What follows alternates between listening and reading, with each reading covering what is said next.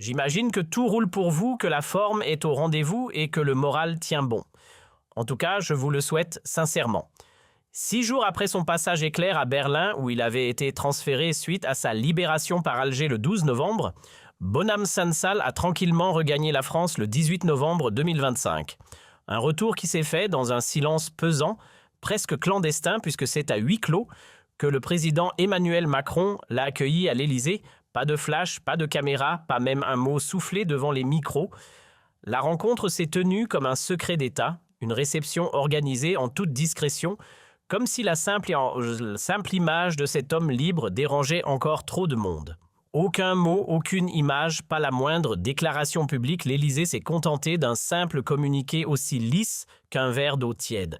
On y apprend qu'Emmanuel Macron, submergé par une joie profonde, a accueilli M. Sansal et son épouse avec toute la discrétion du monde au palais présidentiel.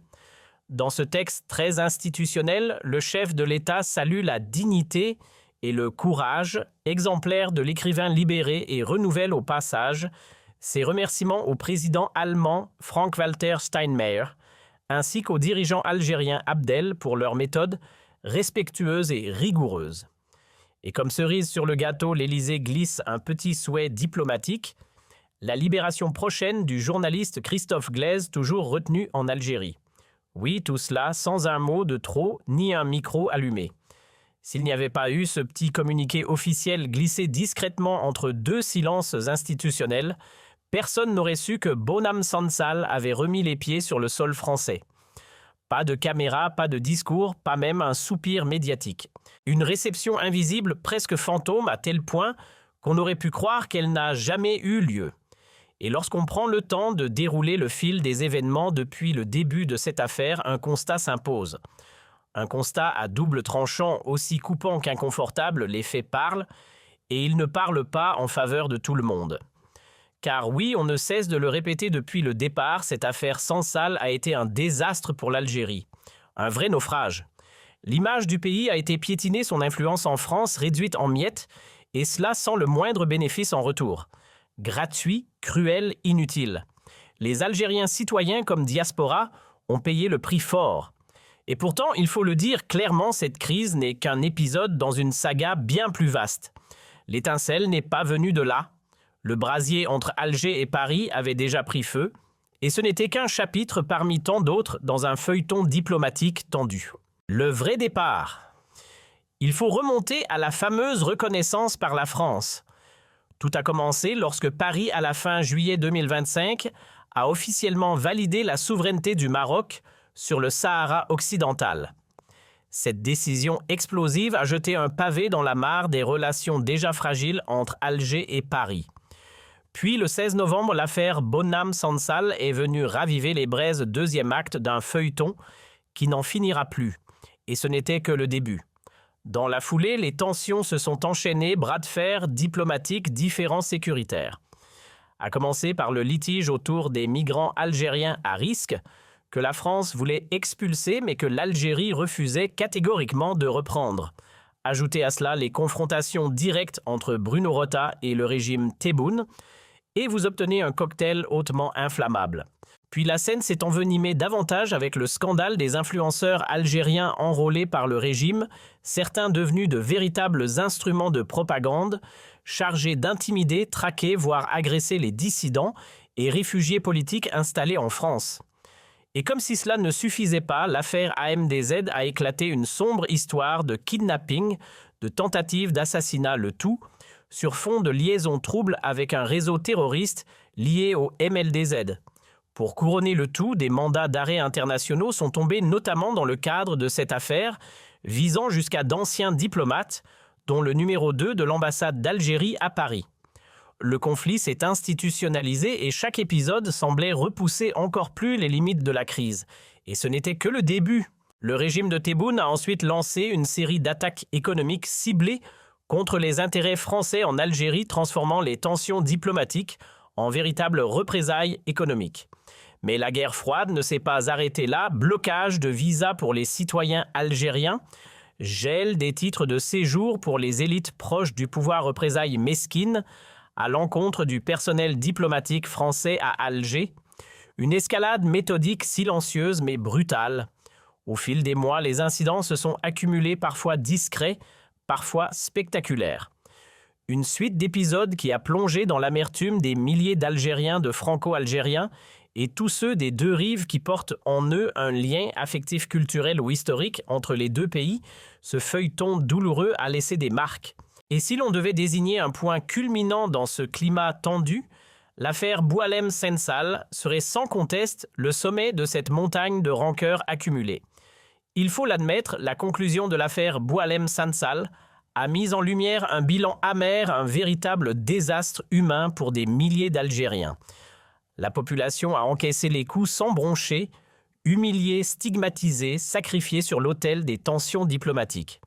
Entre les visas bloqués, les titres de séjour gelés et les regards suspicieux à chaque guichet, les Algériens ont payé une addition salée. La communauté déjà fragilisée a été pointée du doigt, prise en otage dans un conflit qu'elle n'a jamais choisi. Et que dire des proches du pouvoir algérien détenteurs de passeports diplomatiques? Eux aussi ont vu les portes de la France se refermer brutalement, malgré les accords bilatéraux signés en 2007 et 2013, qui leur garantissaient autrefois des passages libres comme l'air. Un retour à la normale? Peut-être un jour, mais il faudra bien tôt ou tard faire le décompte des pertes et oser appeler cette crise par son vrai nom. Et puis il y a eu les fameuses investigations lancées sur les biens immobiliers et les fortunes des hauts responsables algériens installés en France. Ajoutez à cela une vague de gel de cartes de séjour, parfois ciblés, parfois massifs, frappant même ceux ayant des liens familiaux avec la nomenclatura d'Alger. Des sanctions en cascade, des représailles déguisées et une série de blocages administratifs qui ont lourdement touché des centaines d'Algériens ordinaires. Les dégâts sont réels, incontestables. L'image de la communauté algérienne en France n'a jamais été aussi abîmée, aussi caricaturée, aussi salie. Et pour les binationaux, c'est comme s'ils avaient été pris au piège dans une guerre froide domestique, coincés entre deux parents en plein divorce, chacun tirant la couverture de son côté. Sauf que cette séparation-là n'a rien d'amical.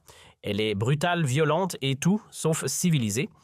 Ce bras de fer entre Alger et Paris, particulièrement symbolisé par l'affaire Boualem Sansal, a laissé des traces profondes.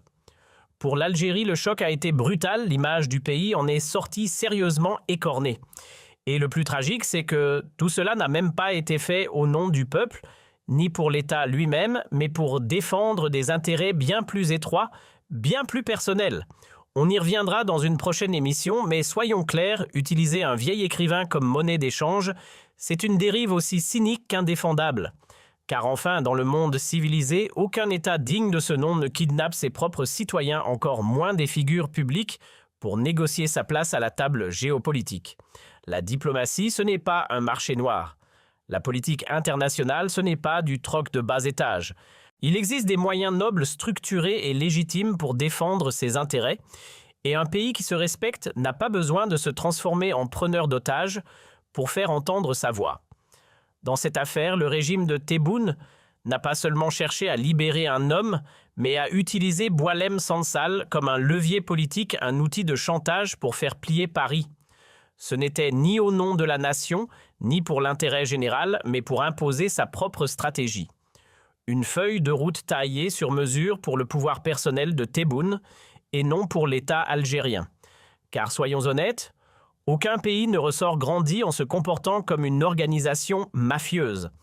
Prendre une personnalité publique en otage, c'est l'apanage des réseaux criminels, pas d'une république qui se respecte. Et cette feuille de route Tebboune l'a dessinée avec précision, faire reculer la France sur sa reconnaissance du Sahara occidental comme territoire marocain, et ramener Macron à de meilleures intentions, c'est-à-dire à une alliance soumise dictée par Alger et taillée pour les intérêts exclusifs du régime. À travers ce bras de fer, Tebboune tente de s'offrir une légitimité internationale, de gonfler son influence et surtout de trouver un parapluie diplomatique, un bouclier français contre les sanctions éventuelles de l'Occident qui observe d'un œil inquiet un pouvoir militaire autoritaire hostile à la presse, méfié par ses voisins et perçu comme un facteur d'instabilité dans la région. Voilà donc le fameux plan de route de Tebboune. Et même si cette affaire Boualem a plongé l'Algérie dans une tempête diplomatique sans précédent, Il faut bien admettre une chose politiquement, Tebboune s'en est tiré avec les honneurs, du moins à ses propres yeux. Si l'Algérie a perdu en image, lui en revanche a consolidé son autorité. Disons-le franchement, est-ce vraiment un perdant? Pas si sûr. En vérité, il a réussi à imposer son tempo, à dicter ses règles, jusqu'à faire plier, du moins en apparence, la machine politique française. Prenez un exemple simple, pourquoi l'accueil de Boualem Sansal a-t-il été orchestré dans l'ombre sans flash ni micros? Pour ne surtout pas froisser le maître du jeu à Alger, il ne fallait ni l'agacer, ni le provoquer, ni le contrarier. Car un autre nom plane encore, Christophe Glaisse, un second otage entre les mains d'Alger, un journaliste sportif dont le procès en appel est prévu pour le 3 décembre. La France marche sur des œufs. Elle négocie sans le dire, espère sans l'avouer, et prie que ce second cauchemar, 7 ans de prison ferme, prenne bientôt fin. En réalité, oui, la France reste toujours en position de captivité. La France n'a pas simplement évité de contrarier Tebboune. Elle a carrément pris des pincettes avec lui comme s'il suffisait d'un froncement de sourcils pour déclencher une crise. Elle a dû composer avec ses sautes d'humeur, son tempérament volcanique, ses colères théâtrales, et surtout avec son talent certain pour nuire. Car oui, Tebboune a prouvé qu'il pouvait sérieusement perturber la machine franco-algérienne. C'est une claque pour l'image de l'Algérie, celle d'un pays respectable, digne autrefois porté par une voix forte sur la scène internationale. Mais pour le régime autoritaire lui-même, ce n'est pas une défaite. Pour Tebboune, le dictateur, c'est même une victoire en demi-teinte. Il ne sort pas humilié de l'affaire Sansal ni de son bras de fer avec Paris. Au contraire, il en ressort renforcé au moins dans son propre camp. Et à bien y regarder, on pourrait même dire qu'il mène la danse. Tebboune semble avoir obtenu d'Emmanuel Macron qu'il cache soigneusement la moindre image, la moindre trace de la cérémonie d'accueil en l'honneur de Boualem Sansal et de son épouse. Pas de photos, pas de vidéos, pas même un plan furtif au palais de l'Élysée. La consigne est claire, pas d'humiliation pour Tebboune, pas de symbole qui puisse être interprété comme un affront. Et là, franchement, qui donne les ordres à qui Boualem Sansal a passé exactement 1 semaine en Allemagne. Ce n'était pas un hasard. C'était la condition posée par Tebboune qu'il ne remette pas les pieds en France avant le 18 novembre. Une exigence à laquelle Paris a visiblement cédé. Du 12 au 18, l'écrivain était donc en observation. Officiellement, il était malade, hospitalisé, gravement disait-on. Mais resté seulement 7 jours sans traitement de fond ni suivi prolongé, difficile d'y croire vraiment. S'il avait été aussi mal en point, il serait resté plus longtemps, non? D'autant que la France n'est pas exactement en pénurie d'hôpitaux pour un écrivain aussi médiatisé. Ce qui est sûr, c'est que cette mise en scène démontre à quel point Paris s'est laissé dicter la conduite par Alger. Abdelmadjid Tebboune a su imposer son rythme et Paris a suivi. Et il faut le dire, avant même la libération de Boualem, les critiques envers le régime algérien s'étaient presque évaporées. Plusieurs journalistes français me l'ont confié, des consignes ou appelons-les recommandations cordiales ont circulé dans les rédactions. Pas d'attaque, pas de projecteur braqué sur Tebboune. Le mot d'ordre, ne pas froisser Alger pour ne pas compromettre la libération de Sansal et aussi celle de Christophe Glaisse. Un silence médiatique aussi stratégique que gênant. Et oui, il faut le dire, sans détour, la diplomatie façon prise d'otage, ça a marché. Tebboune a joué cette carte jusqu'au bout et il a marqué des points. Il a réussi là où peu auraient osé mettre au pas les élites politiques françaises, réduire au silence une partie des médias hexagonaux. En imposant ses règles du jeu, il a momentanément inversé le rapport de force. Certains me voient comme un opposant. Mais non, je suis d'abord un journaliste, pas un militant. Et si je prends aujourd'hui la parole, c'est parce que la situation de mon pays est devenue intenable. Le recul des libertés, la gouvernance bancale, les dérives autoritaires, tout cela me pousse malgré moi à me positionner. Je ne fais pas de l'opposition par plaisir, je le fais par devoir. Parce que je refuse de détourner le regard pendant que mon pays sombre. Avant d'être une voix critique, je suis simplement quelqu'un qui veut rester fidèle à la vérité. Et c'est cette honnêteté intellectuelle qui m'oblige à partager ce constat. Alors, est-ce que Tebboune a perdu dans l'affaire Sansalpa vraiment? Certes, il a traîné dans la boue l'image de l'Algérie. Il a isolé la communauté algérienne en France. Il a abîmé des décennies de relations stratégiques entre Alger et Paris. Tout cela est vrai. Mais en tant que chef d'un régime autoritaire, il a atteint son objectif, affaiblir les contre-pouvoirs français. Sur ce terrain-là, il a su manœuvrer, et ça, il faut le reconnaître. Côté français, on a dû s'exécuter en silence. L'Élysée a accepté sans broncher que la libération de Boualem-Sansal passe d'abord par un feu vert allemand. Et pire encore, Paris a consenti à ce qu'il fasse un détour, une escale diplomatique d'1 semaine en Allemagne, comme s'il fallait encore patienter avant de pouvoir l'accueillir. Même le comité de soutien pourtant mobilisé depuis des mois s'est effacé, un silence volontaire ou imposé. En tout cas, il est assourdissant. Tout ce qu'ils ont pu faire, c'est publier un petit communiqué de circonstance, histoire de saluer la libération de Sansal et d'adresser un mot à sa famille.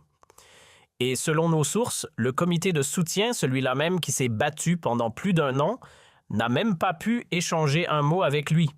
Aucune entrevue, aucun contact direct.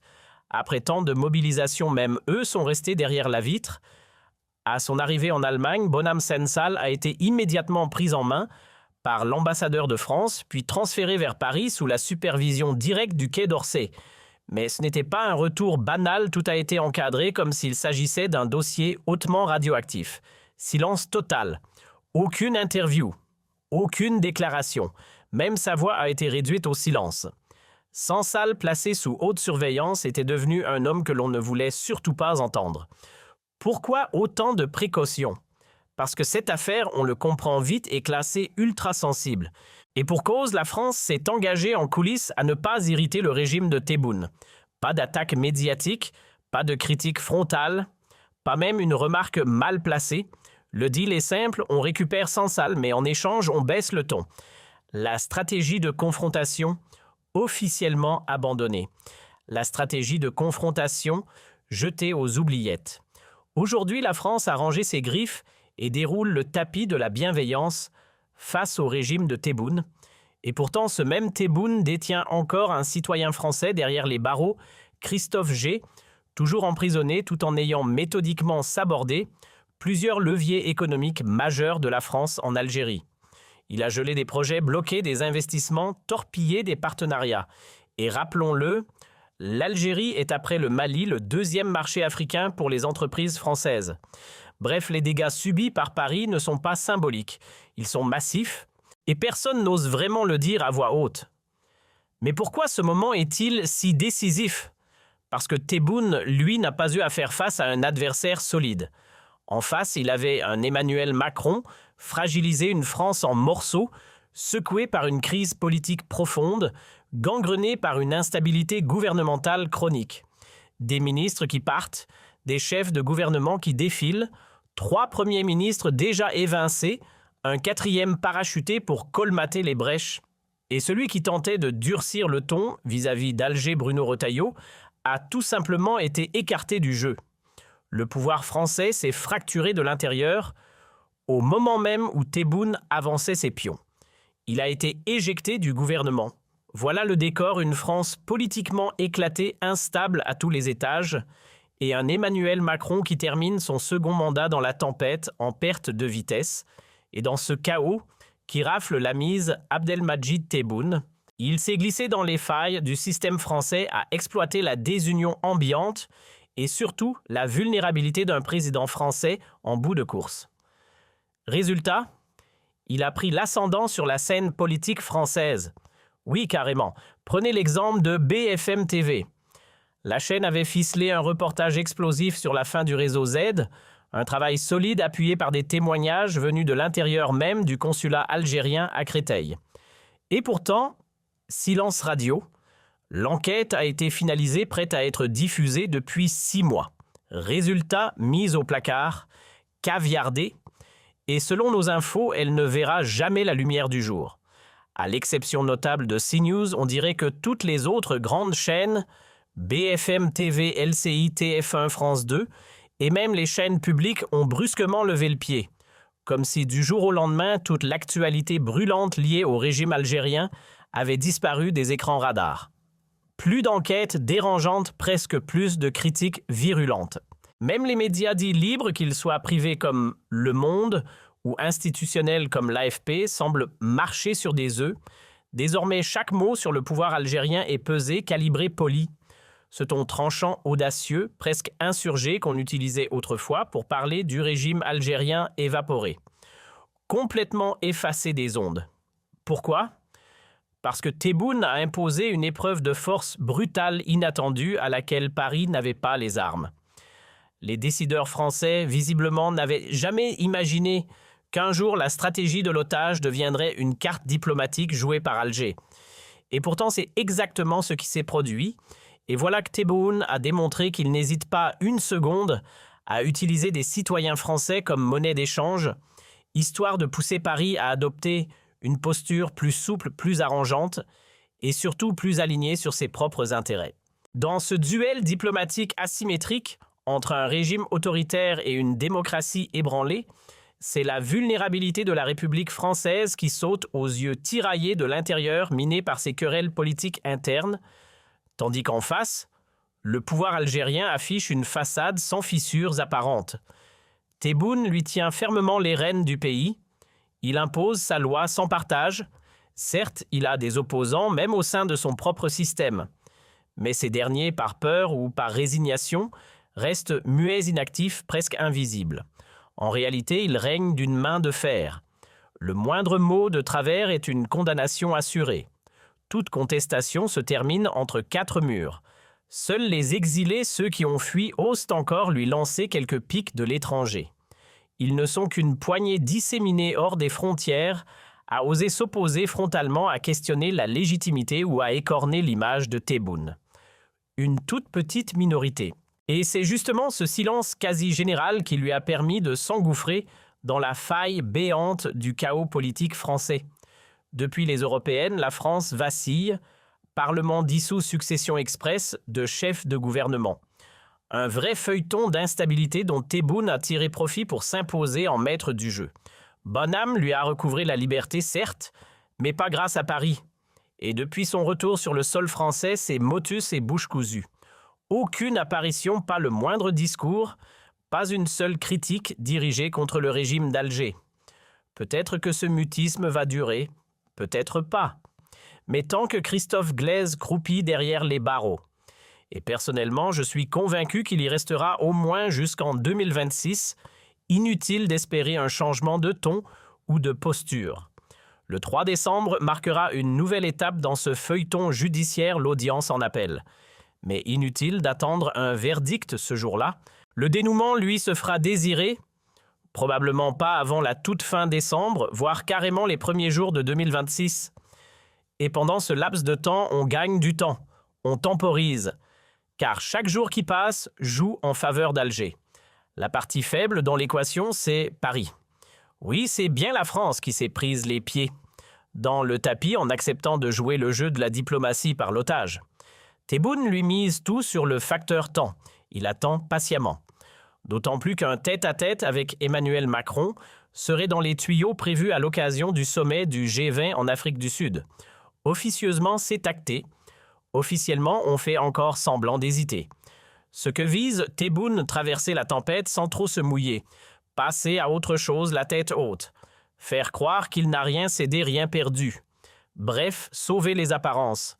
Pour l'heure, Tebboune ne vise qu'une seule chose, garder la tête haute. Il veut relancer les relations avec Paris sans passer pour celui qui s'est couché.